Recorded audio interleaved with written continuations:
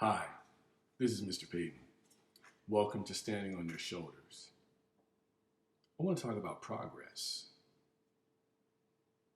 So often when we see some of the horrendous things that still happen, whether it's through police brutality or just in the mistreatment of some African Americans, in the stereotyping of black men, black children, black women, it's easy to say, gosh, we're still in the same place. I think we have to admit, though, that we have made some significant progress.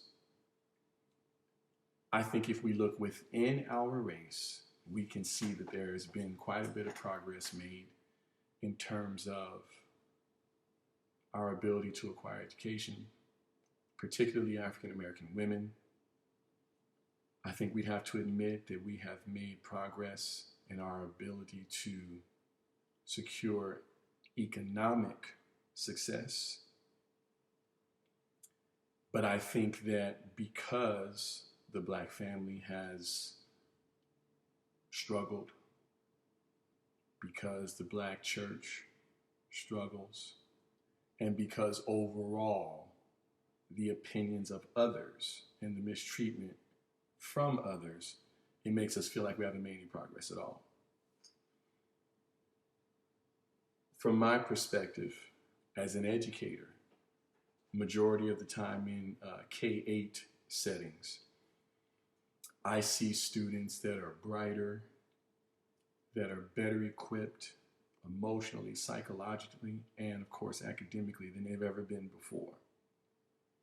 Unfortunately, I do think it has come at a cost.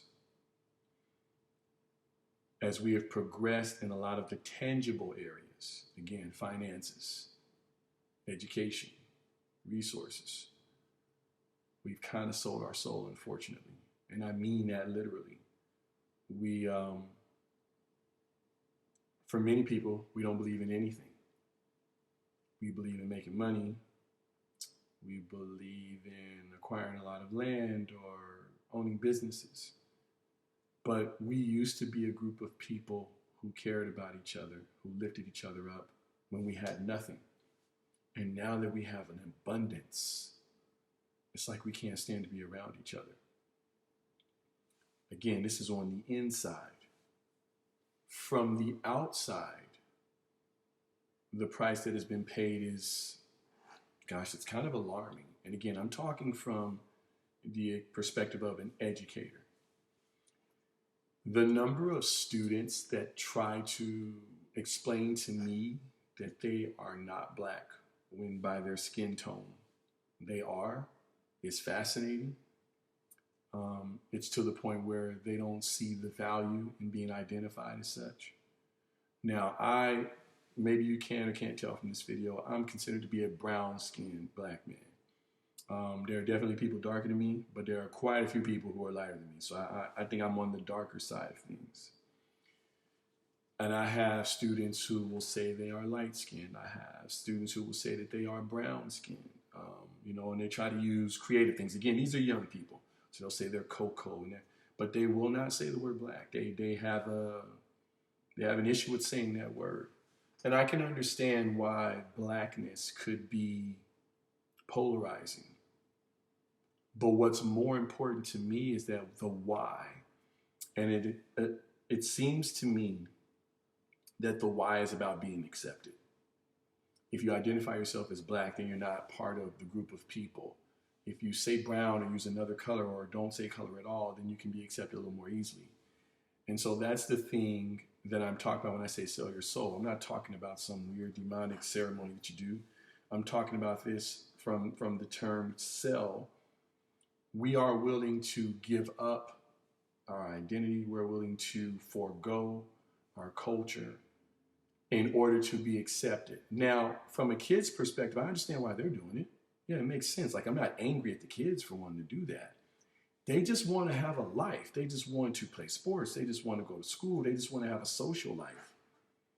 Unfortunately, I have to put the blame on the adults, and that would be people who are in my age range.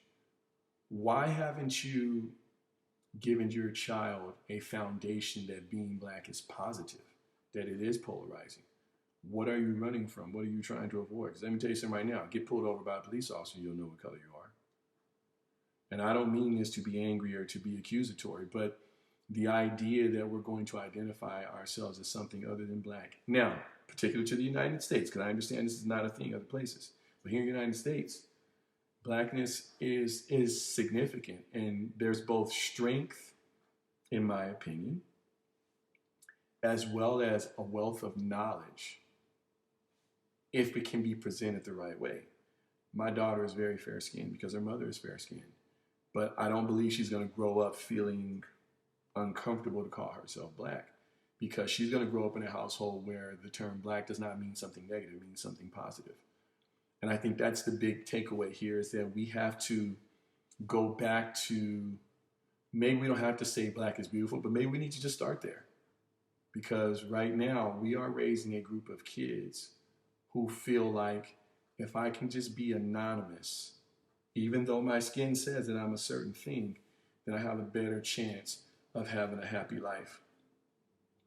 What a decision that must be for someone so young, that they have to try to identify themselves such that they can have a positive and enjoyable experience by foregoing something that is obvious in front of them.